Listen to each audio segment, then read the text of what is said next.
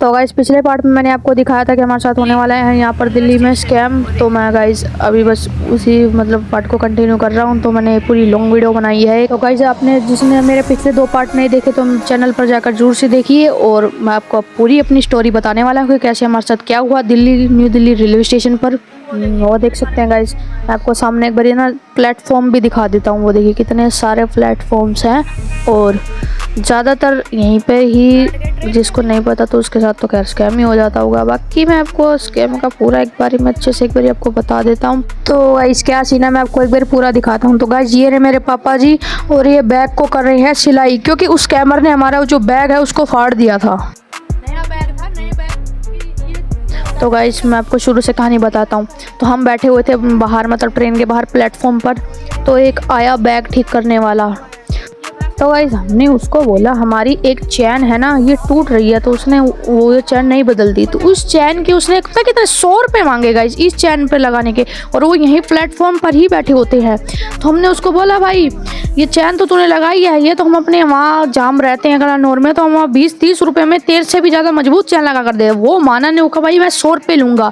ज़बरदस्ती उसको 50 रुपये में देकर उसको साइड करा। और हाँ वो बैग भी खींचने लग गया हमारा। वो कह रहा मैं बैग नहीं छोड़ूंगा तुम्हारा जब तक तो मुझे पैसे नहीं दोगे। तो मैंने उनको 50 रुपये दिए। इतनी सी खींचम खाची में पापा जी का ये बैग की ये जो तनी है ना ये भी टूट गई उस साले की वजह से। वो साला था बैग पे कर लिया उसने कब्जा, और हमारे बैग में होता था सामान, तो अब वैसे भी कुछ कर नहीं सकते। तो उसको ज़बरदस्ती उसको जैसे तैसे मनाया 50 रुपये देकर, और फिर वो माना।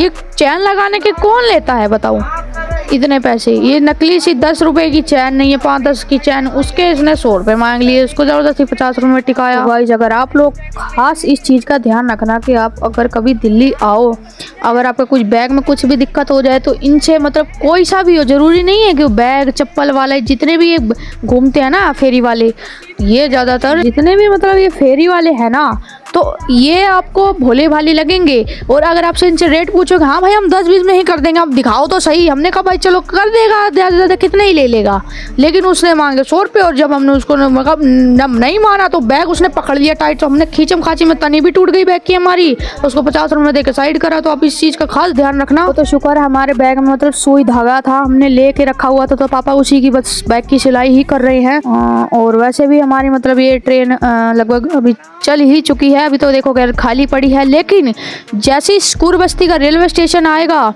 तो ये ट्रेन मतलब अपनी हो जाएगी एकदम फुल खचाखच, एकदम पैसेंजर मतलब जितने भी लोग होते हैं ना एक सिंगल सीट पे जा मैं गाइस में मतलब बैठा हुआ सिंगल सीट पर आकर बैठ के चिपकने लग जाता है। अभी तो मैं खुला देखो कितना आराम से टांग लंबी करके एकदम आराम से कितना खुला बैठा हूँ। लेकिन जैसे 2-3 स्टेशन आगे जाएगी ट्रेन शकूर बस्ती तक एकदम खटाखट भीड़ भर जाती है।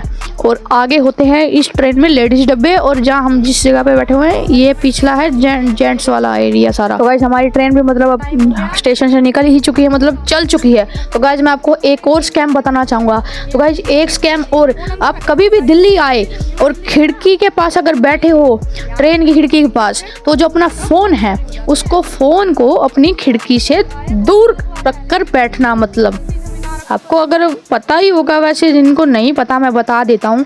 बहादुरगढ़ से लेकर नई दिल्ली तक पूरी दिल्ली के अंदर फ़ोन को अगर खिड़की के पास रख के बैठोगे तो ऐसे खींच लेते हैं चोर फ़ोन को हाथ से। तो गाइस हम जब दिल्ली आ रहे थे तो ट्रेन के अंदर मतलब एक बंदा कोई था वो वीडियो कॉल कर रहा था ऐसी खिड़की पे। वो बाहर का कुछ किसी को पता नहीं कुछ दिखा रहा होगा, ये देखो मैं हूँ। तो जैसे ही बस उसने थोड़ा सा फ़ोन आगे किया तो पता नहीं वहाँ कोई चोर वगैरह कोई खड़ा हो गया, उसने उसको देख लिया होगा। तो उसका फ़ोन ऐसे खींच करके खिड़की सुधा लेके फुल गायब।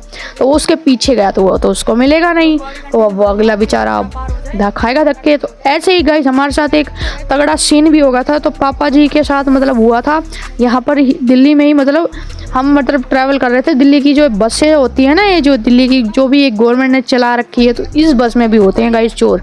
मैं आपको सीन बताता हूँ। तो हम बस में चढ़े तो हमने उसको बोला भाई थोड़ा आगे जाना है, टिकट विकट ली, हम खड़े हो गए। तो एक खड़ा था जेब का तरह, उसने पापा की जेब में से फ़ोन निकाल लिया और फ़ोन को कर दिया उन्हें गायब। हम मतलब भाग गया वो, हम उसके पीछे गए, हमें तो पता ही नहीं वो कहाँ गायब हो गया। वो हमारा मतलब 2-3 घंटे ख़राब हो गए।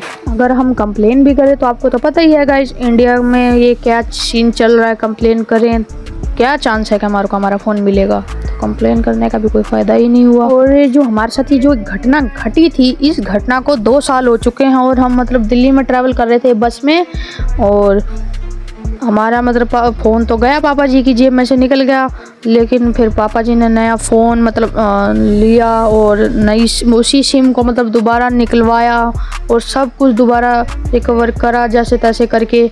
और बाकी बहुत कुछ डेटा था हमारा उस फ़ोन में जो चोरी हो गया बस में। मतलब मेरे दादाजी की कुछ फ़ोटोज़ थी, कुछ थोड़ी यादें थी, जब दादाजी एक्सपायर हो गई उसकी भी कुछ यादें थी, वो सब चली गई उस फ़ोन के साथ। और ये गाइस मैं तो मतलब खिड़की से थोड़ा, मैं बिल्डिंग्स आती हैं मैं इनके भी थोड़ा रिकॉर्डिंग कर लेता हूँ। और ये आप देख सकते हैं कि कुछ इस प्रकार की इतनी ऊंची ऊंची, कितनी बढ़िया, इतनी ऊंची ऊंची इमारतें, बिल्डिंग है, और ये अपनी ट्रेन इतनी स्लो चल रही है अभी तो फिलहाल। तो के लिए बस गाइस इतना ही। अगर वीडियो अच्छी लगे तो वीडियो को लाइक, चैनल को सब्सक्राइब। अगर आप यूट्यूब पर देख रहे हो तो गाइस कमेंट जरूर से बताइएगा अपनी राय। अगर फेसबुक पर देख रहे हो तो गाइस फॉलो जरूर से कीजिएगा। तब तक के लिए bye bye, thanks for watching and comment अपनी राय जरूर से बताना and bye bye, love you all guys.